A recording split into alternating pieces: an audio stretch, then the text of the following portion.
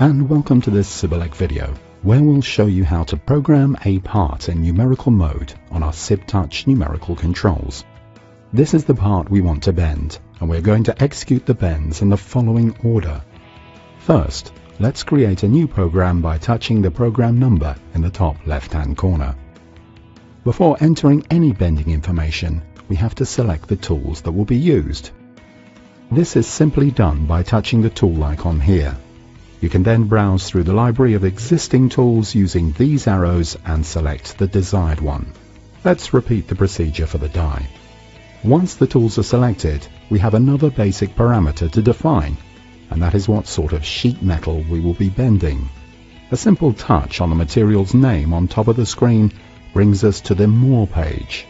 Touching the material's name selects the next pre-programmed material with its default thickness and sigma values. Both these values can be manually modified, of course. The More page contains many sequence parameters, and they are explained in details in the user manual. But one of them is necessary to be able to properly configure the bend we are trying to program, and that is the bending length. It is programmed here and will help determine the bending force, the crowning, etc. Coming back to the main page, we will now program the first bend of our part. If you remember the drawing, it was a 35mm long flange with a 90-degree angle. The default angle already shows 90 degrees. We will then just program 35mm for the flange's length. To create the following bend, we just need to touch this arrow.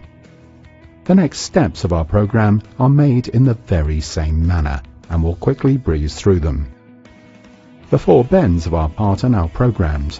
To use this program, we can simply come back to the first step and press the Start button.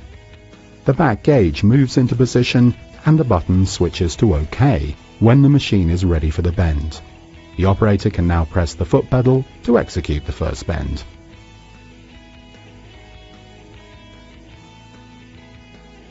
If we plan to use this part program later in the future, we can also save it under a chosen number like this. Okay, this is the end of our demonstration. We hope you enjoyed it, and thanks for watching.